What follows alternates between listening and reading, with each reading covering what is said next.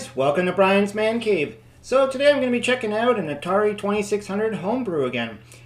This one is Night Guy Castle Days.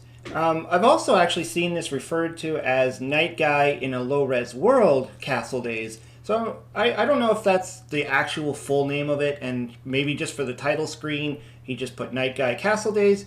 But if you've seen my previous video of the Homebrew ninja-ish guy in a low-res world, you'll notice that it's probably very similar. That's because it's the same programmer or team of I'm not sure if it's one guy. It's probably like, a team. But this game is actually pretty fun, and it's different. It's slightly different than the ninja-ish guy in that you got more of an adventure feel to this game.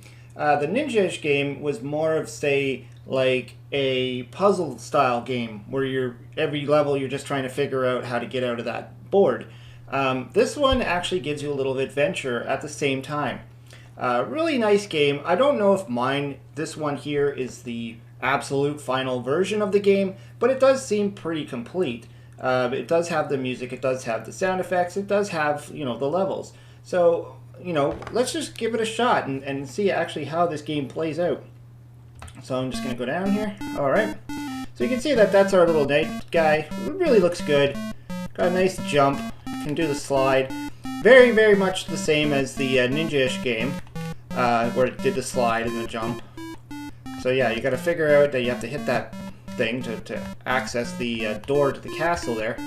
But that's about all you do on this stage. And then just like in ninja-ish, you got to kind of go through this game and go through each level and figure out what you have to hit, what you have to jump over,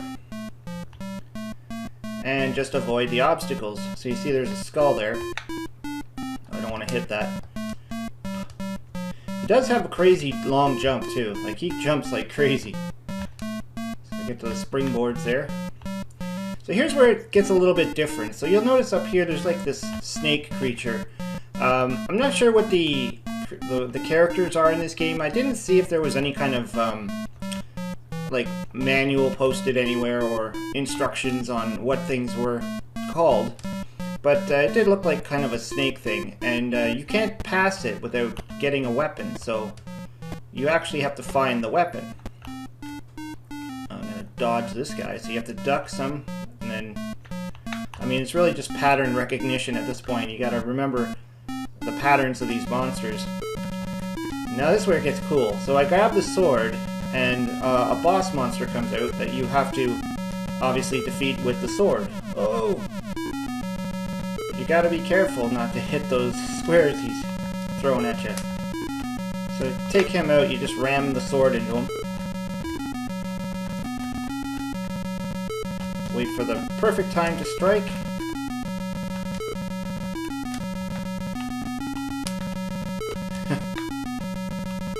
Takes a couple of hits. Oh, I hit him! You gotta hit him in the right way. You gotta hit him with the sword, not with your head. This little guy is not like Super Mario.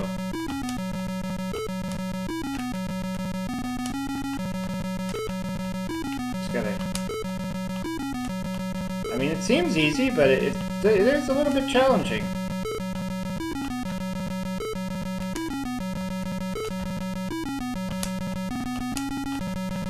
There we go.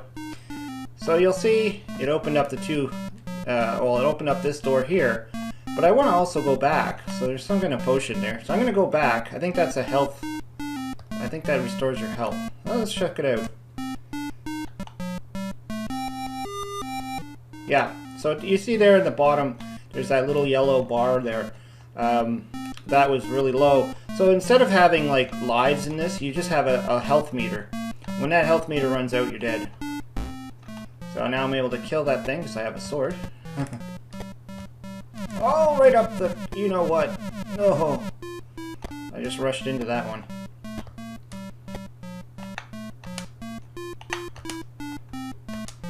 Just gonna get through. So I'm just kind of backtracking now.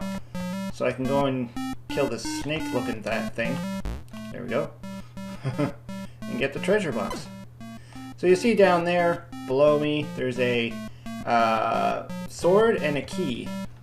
So now we got to figure out what the key opens. I'm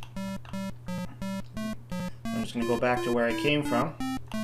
So we want to get back to that area where I found the sword. Oop. I mean, it's not overly complicated so far that, oops,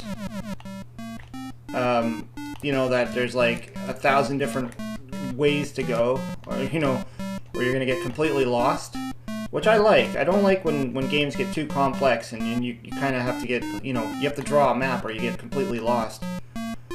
So far, you know, it's pretty straightforward as to where you need to go. But there is some backtracking required, so you do have to pay attention. Okay, I don't want to get nailed in the head by that thing. It's like a sword on... Okay, so there's the door. Alright, so we got through. Run! Gotta run fast. Okay, that doesn't look safe, so I'm gonna try and jump over that. I don't know what that is. It almost looks like a bow without an arrow. Oh, geez. This is gonna require some good timing speed here. Alright, so we got some kind of laser thing. Obviously, I'm not gonna touch that. That looks dangerous. So I'm just gonna keep going. Going up. Gotta pass through these things 3 times. It's not cool. Okay. Run. Whew. Patience. Oh. Okay, some kind of weird head thing. I'll shoot it. Let's stab it. There's 2 of them. Ah.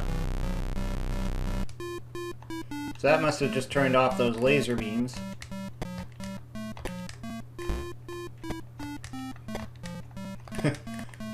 You don't want to rush through this game. That's all I gotta say. You don't want to rush into these boards, because unless you get really used to everything, you're gonna run into something out of surprise. I had the same thing happen when I was playing Montezuma's Revenge on the Atari 2600. Some rooms, they just have those laser beams that you can just run right into. So you gotta be, you know, take each level with caution. So those guys are down here now. Alright. Whoa! What the heck? Oh man, it follows you. Like literally follows you. I don't know if I'm supposed to stab it or what I'm supposed to do here. Oh, it just wiped me out. Oh no! Game over. Ah, jeez. Really cool game over screen. I think it's the same kind of game over screen that was on the Ninja-ish game as well. But yeah, and you know, you can toggle the music with the difficulty switch. So if you don't want to be listening to that music, or if you want to listen to your own music, you know, sometimes you do that. Looks like the sound effects are still there. But if the music was bothering you, and you know, sometimes people don't like that constant soundtrack. I mean, that was a cool one, and it did change based on, you know, if you were fighting a bad guy or something like that. You know, so it did change a bit, but there is a way to toggle it off if you just don't want to have that sound effect. I just fell. Otherwise, I think this game is pretty fun. I mean, I don't know how far I can get. I mean, that was pretty tough. I don't know what that thing was coming down. I don't know how to beat it, but I guess if I just kept ramming my sword at it and I didn't get killed, maybe that would have... So that's interesting though. I toggled the sound, but the sound still shows up for the end bosses, or maybe not end bosses, but the little boss battles. The music still shows up. Kind of interesting he did that. But anyways, yeah, I mean, this is a cool game to check out. I don't know if it's for sale. I'm not sure. I know the Ninja-ish one was. It was, I'm pretty sure I saw it on the Atari Age. But this one I'm not 100% sure. I don't know if he's got this out on the market, or if it's just purely the ROM. I know these are made by people who do this for a passion. And it's really expensive to make these homebrew games. They're not, you know, it's not like it's a giant market like it was in the past where the Atari programmers can pump out the games. They a lot of time and care goes into these games, and it costs a lot of money to produce these things.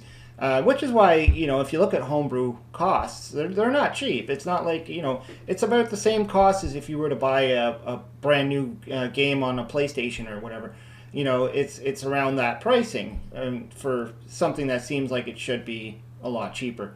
But anyways, let me know what you think of the game. I think it's pretty cool. I had some fun with it. I think I'm going to keep trying to get to that boss again and see if I can beat that thing. I don't know, but there must be something I was missing.